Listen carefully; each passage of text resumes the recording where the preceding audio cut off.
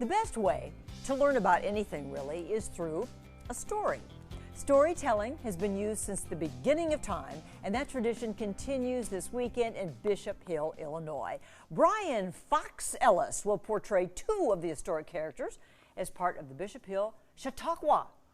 I love that word, Chautauqua. Let's talk about the meaning of Chautauqua, Brian. Well, the original meaning, it's an Algonquin term that means fish kill. Because in the Finger Lakes of upstate New York, when the fish would go upstream, they would harvest them, smoke them, eat them all year. But there's a town called Chautauqua, New York, where the first Chautauqua was held. It was in the news recently for a sad reason. They're still holding Chautauquas there 100 and something years later. So what's the kind of the generic meaning of that for like what you guys are doing in Bishop Hill? Yeah, so the original Chautauqua was an effort to bring like highbrow culture to average Joe and Jane farmer.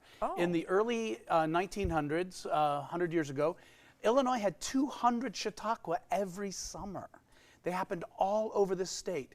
And people like Mark Twain and Buffalo Bill, Jane Addams, the Fisk Jubilee Singers would go on tour and they would visit these Chautauqua, and it was a chance because it's, you know, this time of year farmers have a little lull between, you know, disking and harvesting. So they were in rural communities, small towns all across the country.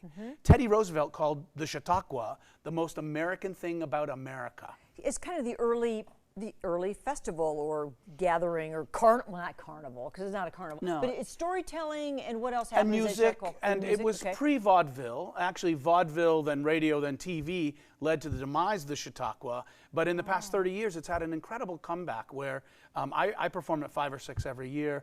I host one in Bishop Hill because I just love it so much. Let's change the name of this show to the Paula Chautauqua. This could be. What you're doing is like a Chautauqua. It's what we do. It's culture, it's education, it's inspiration, music.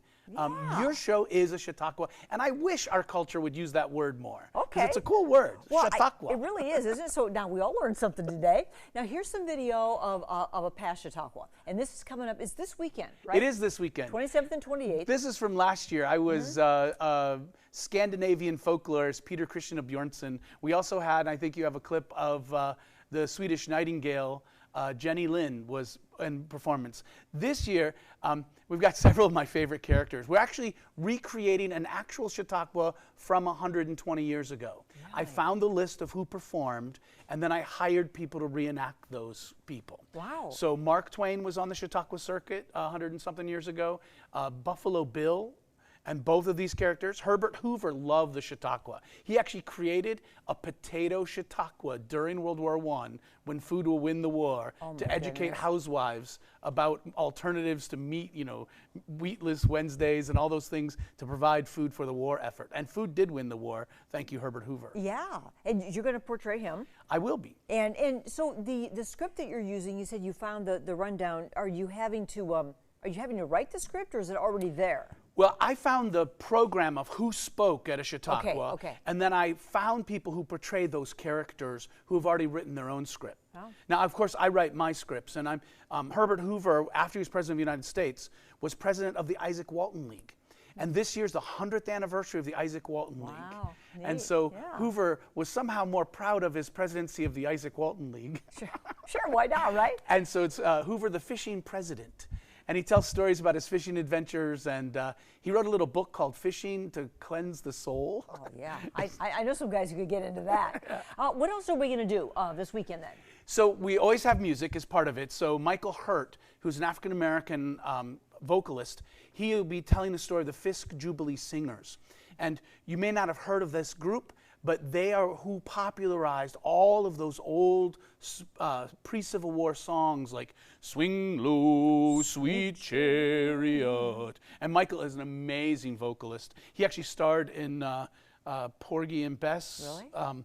With Illinois Opera, did the production a couple years ago. How about for folks who are not familiar with Bishop Hill? It's a beautiful, Swedish heritage place, and great places to eat, and all that will be available? Yes. We encourage people to come early, spend the day, visit the restaurants, visit the museums. Actually, I'm leading a storyteller's tour of town at 10 o'clock. Good. And then at 11:30, we're showing a special video to commemorate Ron Nelson, who played a pivotal role in not only preserving Bishop Hill, but he worked for the state and helped to restore Nauvoo and several other historic communities around town. So we're dedicating to him.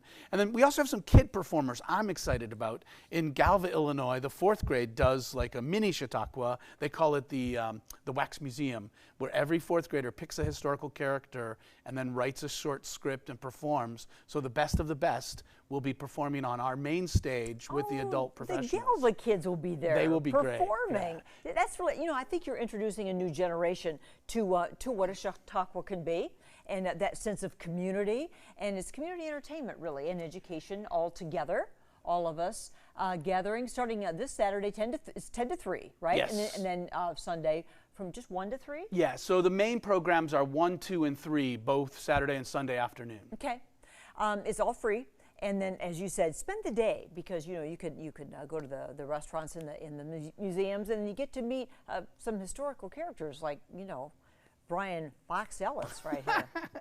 Brian, it's always great to have you here. Always fun to be here. You do a lot for Bishop Hill and all around our area. So. We try. Yeah, so it's a great town, and my wife and I love. We also run the bed and breakfast, but we're always full, like 6 months out for this event. I'll bet. Yeah. Thanks, Brian. Thanks.